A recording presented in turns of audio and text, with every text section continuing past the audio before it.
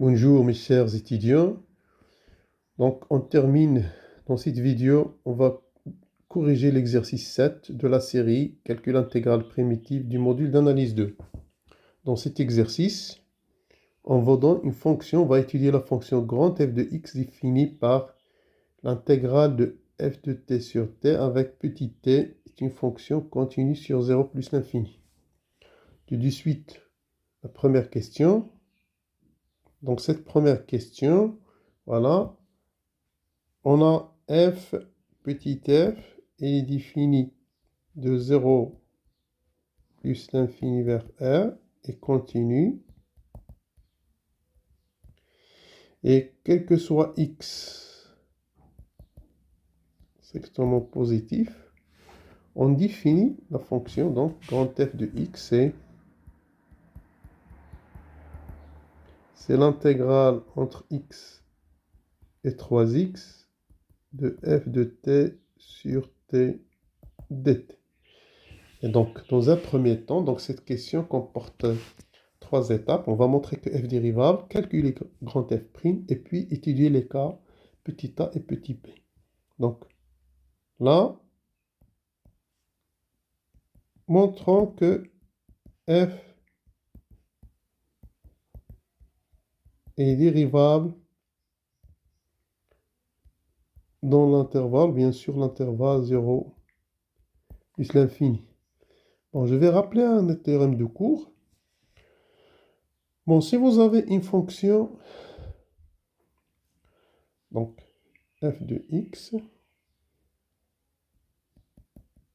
définie v de x, u de x, f de t dt. Donc si f dérivable sur un intervalle i, plutôt si f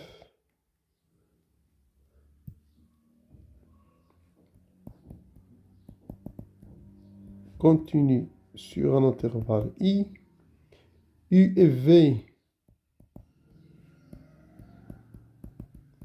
dérivable sur un intervalle j, et on a u de i,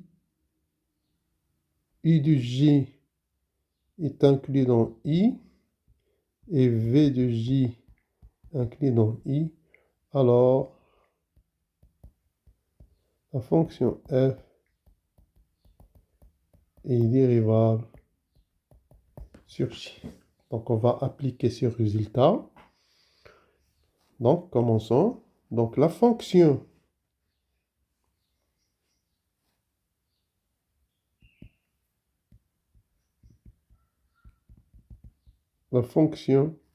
qui a x associé f de x sur x, elle est continue sur 0 plus l'infini, comme étant le quotient de deux fonctions continues, parce que petit f est continu. Donc,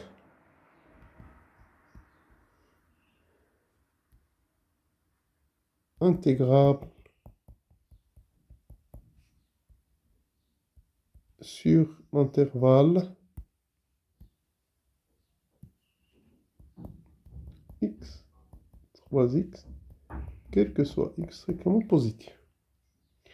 Et les fonctions x associé x, que je note u, et x associé 3x, que je note v, sont dérivables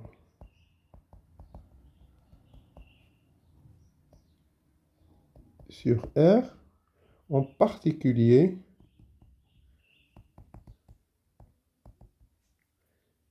U et V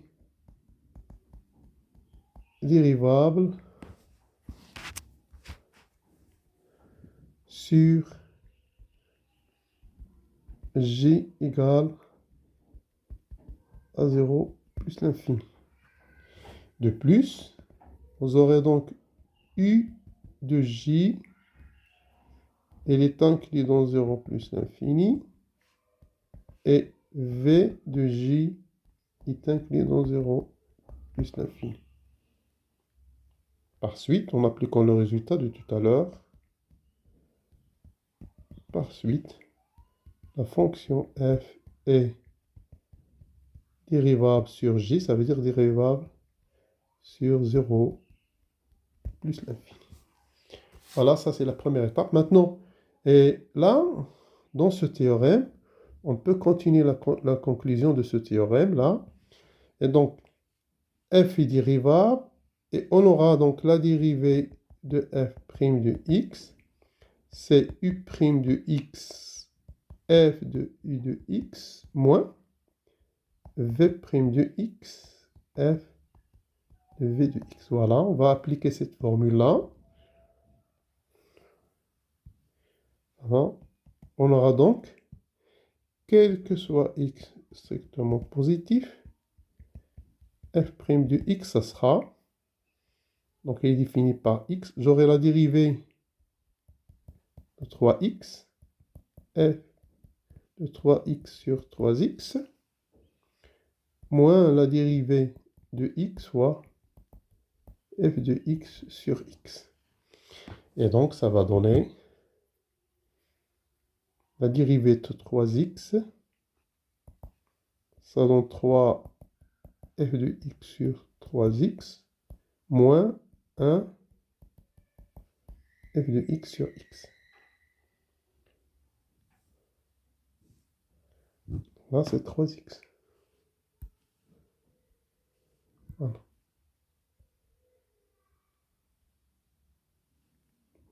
Pardon, donc ça, c'est, on a dit 3x. Et donc, finalement, la dérivée, c'est quel que soit x strictement 0, f' de x, ça sera f de 3x moins f de x sur x. Parce que là, on va simplifier par 3. Et voilà, donc ça, c'est la dérivée de notre fonction. Troisième point,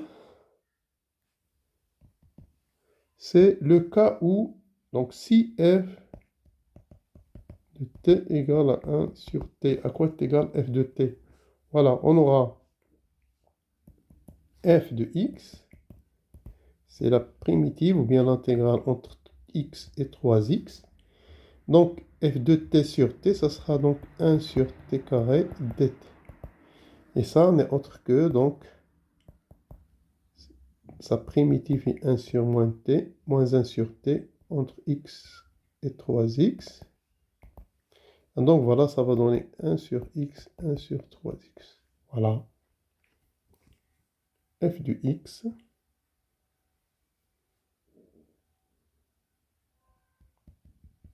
est égal à 1 sur x, 1 sur 3x. Finalement, donc, le cas où si f de t égale à 1, si f de t égale à 1, et ça, on peut développer ça. Donc ça peut donner, pardon, donc 3x moins, ou bien 3 moins x, tout simplement, 3 moins 1, on va rendre le même dénominateur, 3x implique que f de x sera exactement 2 sur 3x. Voilà. Dans ce cas, donc, le cas où f de x égale à 1, donc on aura f de t égale à 1. f de x, c'est l'intégrale entre x et 3x. Donc 1, c'est 1t dt. Et ça, c'est exactement donc ln de t entre x et 3x. Et ça va donner donc ln de 3x moins ln de x. Donc, en utilisant les formules, ça sera donc ln de 3x sur x, ça donne ln de 3. Voilà, dans ce cas, f de x est exactement ln de 3. Voilà.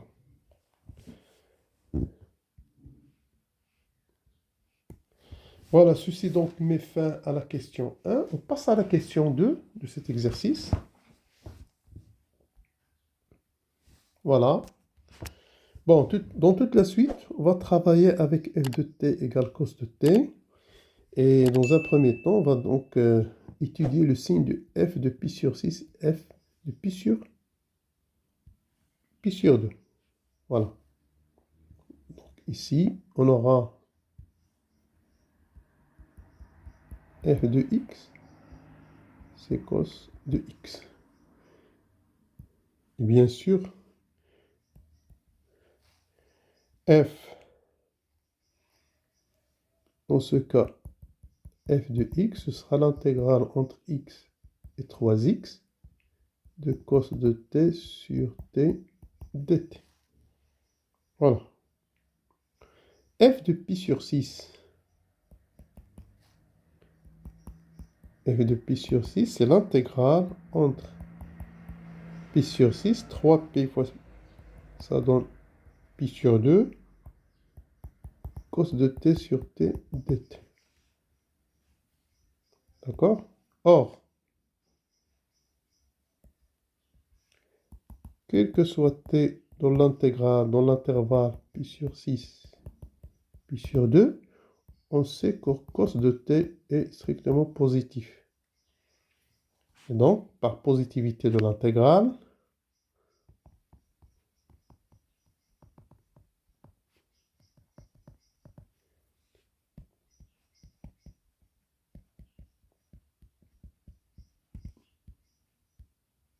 on aura l'intégrale de pi sur 6, pi sur 2, cos de t sur t dt sera positif. Ainsi, f, on a montré que f de pi sur 6 est strictement positif. Voilà, pour la deuxième, c'est la même chose. Donc on aura f de pi sur 2, c'est l'intégrale de pi sur 2, 3pi sur 2, cos de t dt, voilà. Et quel que soit t dans l'intervalle pi sur 2, 3pi sur 2, donc cosinus de t est négatif. Et donc, par positivité d'intégrale, on trouve aussi que, ici, que f de pi sur 2 est strictement négatif. Voilà. Donc, on passe maintenant à petit b. Dans petit b, donc, on demande de montrer que la valeur absolue, donc f de x en module, ne dépasse pas ln de 3. Donc, module de f de x, c'est le module de l'intégrale de x, 3x, de cos de t sur t dt.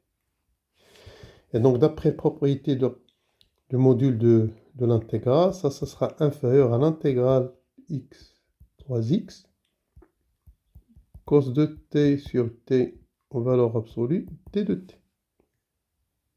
Et donc, ça va être inférieur ou égal à l'intégrale de x, 3x, valeur absolue de t sur t dt. Or, qu'est-ce qu'on a? On a que module de cosinus t est inférieur ou égal à 1, quel que soit t dans R. Par suite, qu'est-ce qu'on aura? Le module de f de x, ça sera inférieur à l'intégrale de x, 3x de dt sur t. Et ça n'est autre que, ça c'est quoi? C'est ln de t entre x et 3x. Ça va donner ln de 3x moins ln de x. Ça va donner donc, d'après les règles de calcul de ln de 3x sur x, ça donne ln de 3. Et voilà, on a montré que le module, voilà, donc,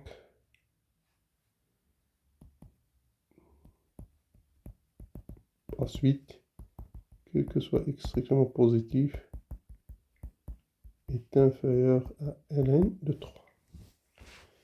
Voilà, on arrive maintenant à la question de petit c.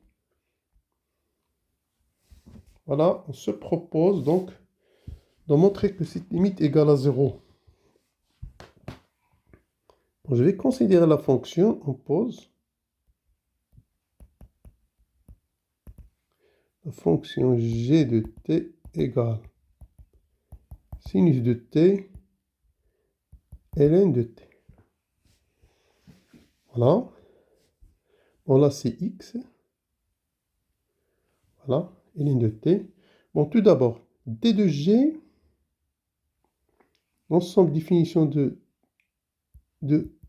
g, c'est r étoile plus. Donc, 0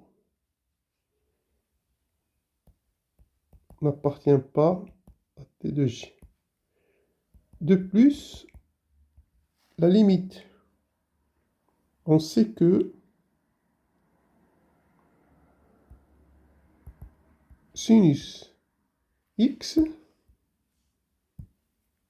de plus sinus x ln de x, ça sera inférieur à x ln de x. Donc, développement limité ou bien théorème des accroissements finis, on peut montrer facilement que sinus de x est inférieur à x. Donc, à la limite, donc, la limite de sinus x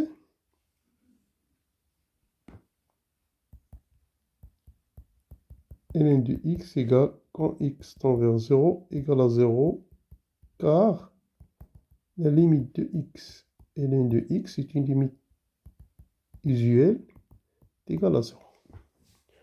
Donc, on a deux choses. On a le fait que 0 n'est pas dans le domaine et la limite dans 0 est finie. Ça veut dire que la fonction g est prolongeable. Prolongeable par continuité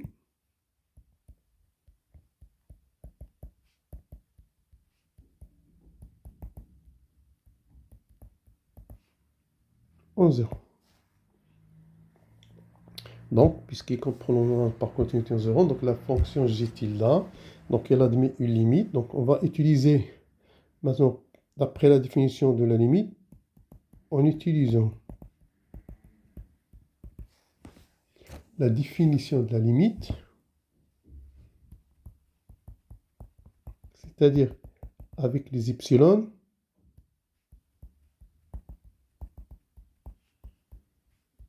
on obtient, quel que soit epsilon positif, il existe état strictement positif, quel que soit t inférieur à état, c'est-à-dire dans l'intervalle, puisque la limite en 0, on a sinus de t, ln de t est inférieur à epsilon.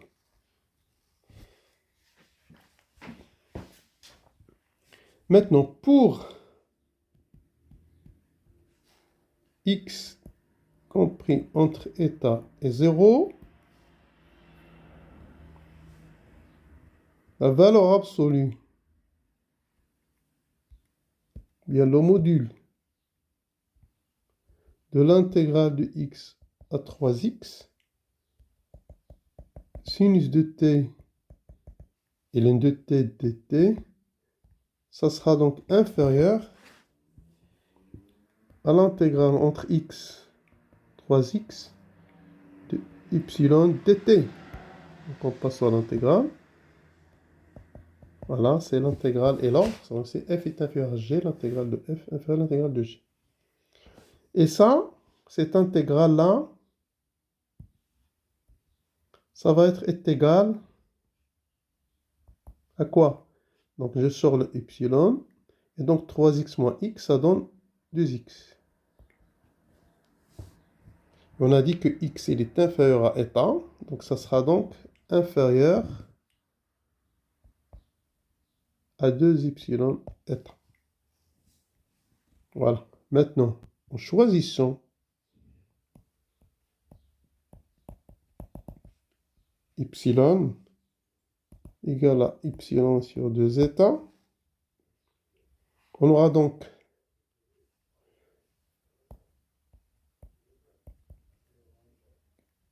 quel que soit x tel que x compris en 0 et état, intégrale de x 3x, sinus de t, ln de t dt, ça sera inférieur ou égal à epsilon. C'est-à-dire, qu'est-ce qu'on a montré?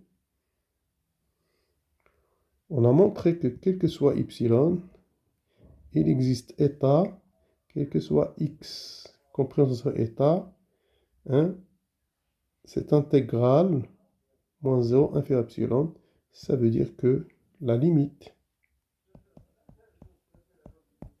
ensuite, la limite quand x tend vers 0,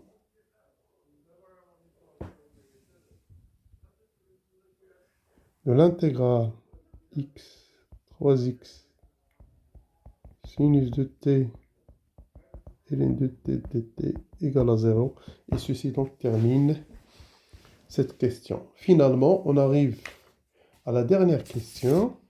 Dans cette question, on va donc déduire que la fonction f admet une limite pour x tend vers 0. Voilà. Je rappelle donc f de x, donc quel que soit x supérieur à 0, donc quel que soit x supérieur à 0, f de x, c'est l'intégrale entre x, 3x, cos, on a pris f, c'est cos, et dt. Et on veut donc, montrons que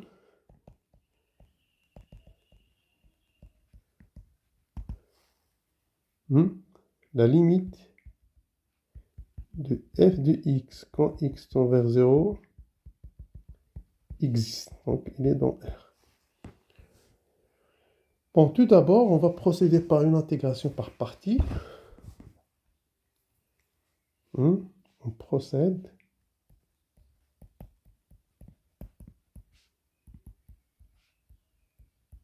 Une intégration par partie.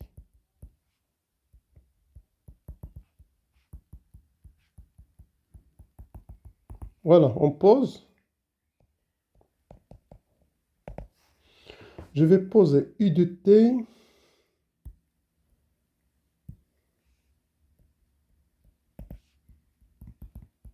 égale cos t et v' de t égale 1 sur t.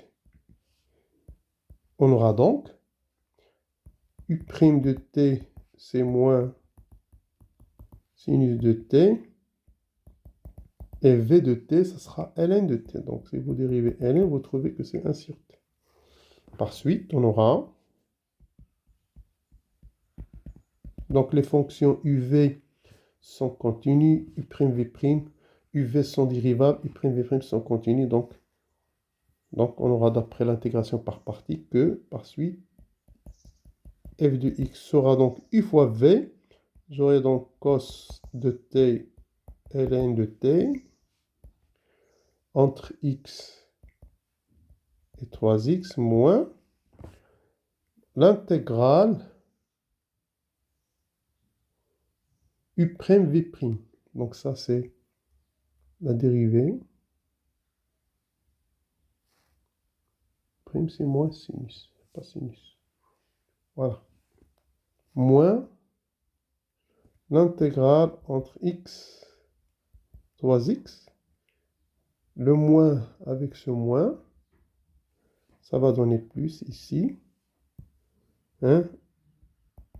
Sinus t ln de t. Voilà.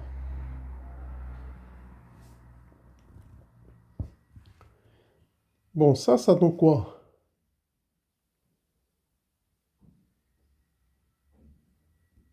Ça donne égal cos 3x ln 3x moins cos x ln de x plus l'intégrale de x 3x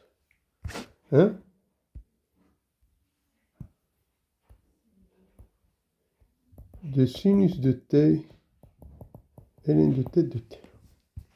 Donc, la limite de f, donc la limite de f, c'est cette limite. Hein, c'est cette limite plus cette limite. Bon, déjà, la limite de l'intégrale x à 3x quand x tend vers 0 de sinus t ln de t de t égale à 0. Ça d'après la question. Donc, petit c, c'est ce qu'on a montré dans petit c. Question de petit c. Donc, il reste à montrer, à calculer la limite, hein, de cette quantité-là. Voilà. Donc, la limite. Bon, je vais développer cette quantité. Regardez, cos 3x ln 3x moins cos x ln de x égale. Donc, je vais ici séparer ln de 3x. Ça va me donner ln de x plus ln de 3. Donc, on aura cos 3x ln de 3 plus cos 3x fois ln de x. Et là, j'aurai moins cos x ln de x. Cos x ln de x. Bien. Donc, je vais regrouper les ln de x. Donc, ça et ça. On aura donc cos 3x. Le premier, ça reste intact. ln de 3 plus cos 3x moins cos x facteur de ln de x. Voilà donc. Et là, je vais utiliser la limite de ça. C'est la limite de ça et la limite de ça. Donc, on aura la limite du premier, la limite de cos 3x quand x tend vers 0 de ln 3, ça sera ln 3. Pour la deuxième, je vais utiliser donc, pour cette limite, je vais utiliser le développement limité. On sait que cos x, le développement limité de cos x, à l'ordre 2, c'est 1 moins x carré sur 2 plus taux de x carré.